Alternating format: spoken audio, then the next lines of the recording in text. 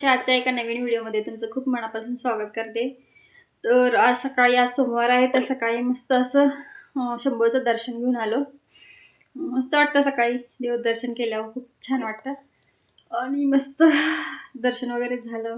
तर आज मी बनवणार आहे मोहरीची भाजी, ज्याला सरसो का साग पण म्हणतात. सरसो म्हणजे भाजी, सॉरी, साग म्हणजे भाजी आणि सरसो म्हणजे मोहरी म्हणून. एक ठिकाणी त्याला सरसो का साग म्हणतात. त्या जरा वेगळ्या पद्धतीने करतात. आपण नेहमी कशी भाजी करतो तशी मी भाजी करणार आहे, मोहरीची भाजी. तर म्हटलं चला तुमच्यासोबत ते रेसिपी पण शेअर करूया.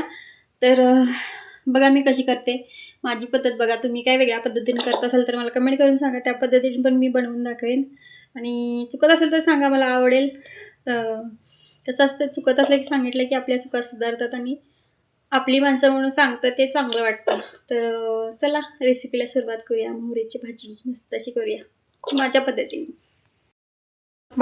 आपण रेसिपीला सुरुवात करूया. मस्त अशी बघा, ही मोहरीची भाजी आहे, नीट करून घेतली, बघू शकताय. छान अशी भाजी आहे. आता ह्याला धुवून घेऊन मी कट करणार आहे. इथे बघा, मस्त अशी भाजी धुवून कट करून घेतली. मस्त अशी भाजी आहे, ताजी भाजी होती. तुम्ही पण करत नसाल तर नक्की ही पण भाजी खावा. हिवाळ्यात भाजी ही खाल्लेली चांगली असते, मोहरीची भाजी.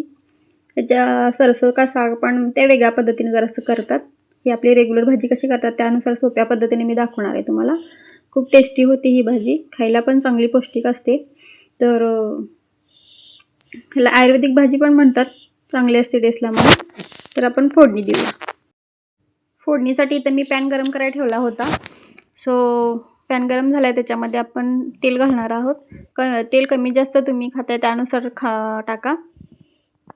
आम्ही कसं खातो त्यानुसार मी तेल टाकते. मी नेहमी प्रत्येक व्हिडिओमध्ये तेच सांगते.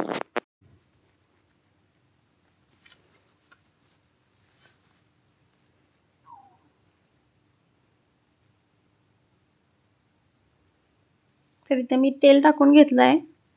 तेल थोडंसं गरम होऊ देऊया आपण. तेल गरम झाल्यानंतर त्याच्यामध्ये कांदा, मिरची वगैरे घालायचं. आणि ह्या भाजीला लसूण भरपूर असा घाला, भाजी छान होते. पालेभाजीला कोणत्याही लसूण मस्त असं भरपूर घालायचं. बघा, पहिल्यांदा मी लसूण घातलाय. जेवढा आता दिसतोय त्याच्यापेक्षा आणि थोडासा आहे शिल्लक माझ्याकडे लसूण, तो नंतर मी घालणार आहे. त्याने टेस्ट आणखीन छान येते.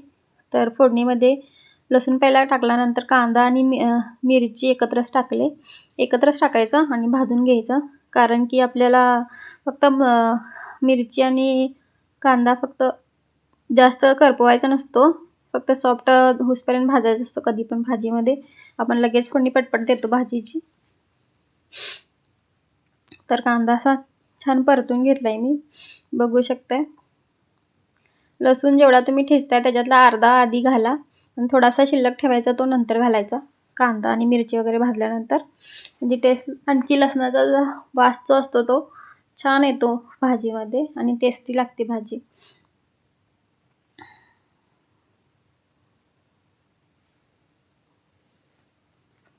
ही मी भाजी डाळ घालून करणार आहे. तुम्ही पण अशीच नक्की ट्राय करा. अशीच मी ज्या पद्धतीने करते, सोपी पद्धत आहे. आपण नेहमी भाजी करतो तशीच करायची आणि टेस्टला खूप छान होते. आणि मोहरीची भाजी हिवाळ्यामध्ये नक्की खा एकदा तरी, चांगली असते, पौष्टिक असते. तर बघा, त्यानंतर मी भाजी टाकले.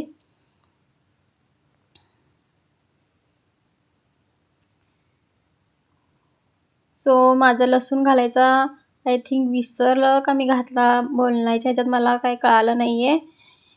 कारण की मी आवाज द्यायला लागले व्हिडिओला, पण आय थिंक घातला का नंतर ॲड केला माहीत नाही मला.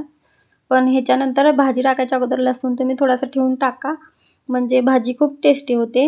आणि बघा, भरपूर भाजी आहे पण कमी होते ती शिजून. आणि इथं बघा, तुरीची डाळ मी भिजत घातली होती. तुरीची डाळ छान भिजवून घ्यायची. तुरीची डाळ घाला ह्या भाजीमध्ये, छान टेस्ट येते.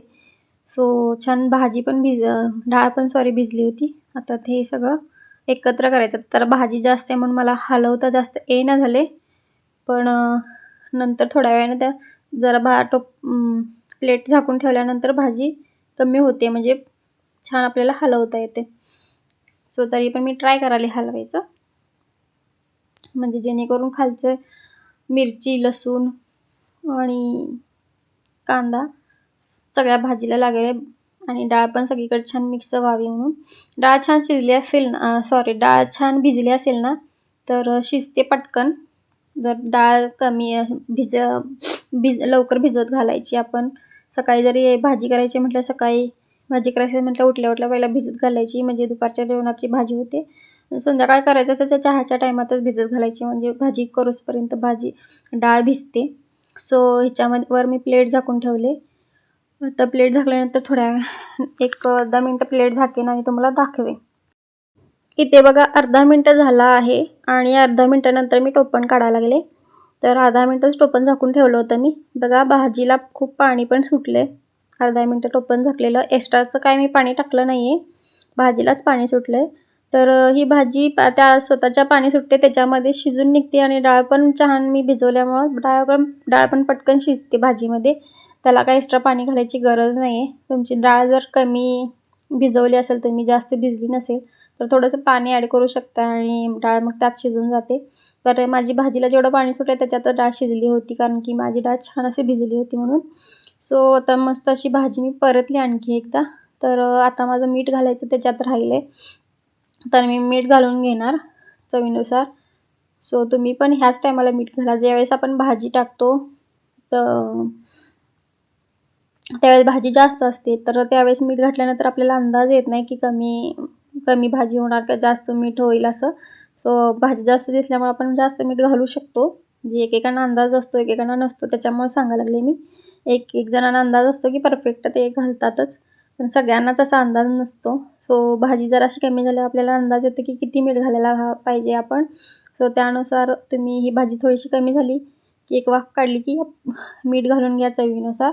सो माझं मीठ पण थोडंसं हे कमीच होतं. त्यानंतर मी जरा भाजी चाखून बघितलं की मीठ बरोबर आहे की नाही. सो चाखून बघितल्यानंतर मला मीठ कमी वाटलं होतं.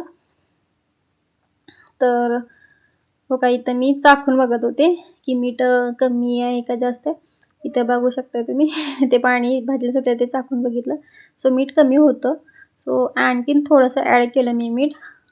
इथे बघा आणखीन थोडं ॲड केल्यानंतर मग आणखीन थोडं भाजी मिक्स करून घेतली की एका जागीचं मीठ राहायला नको म्हणून, म्हणजे सगळीकडे मीठ लागतं भाजीला. सो छान असं मिक्स आणखीन करून घेतलं. ही भाजी खूप छान होते आणि पौष्टिक भाजी आहे, आयुर्वेदिक भाजी आहे ही. नक्की तुम्ही हिवाळ्यामध्ये ट्राय करा. आता आणखीन थोडं टोपण जाऊन 1-2 मिनटं भाजी छान मी शिजून घेतल्यावर आता भाजी डायरेक्ट शिजल्यानंतर दाखवेन तुम्हाला. तोपर्यंत कपडे धुवून घेणार मी.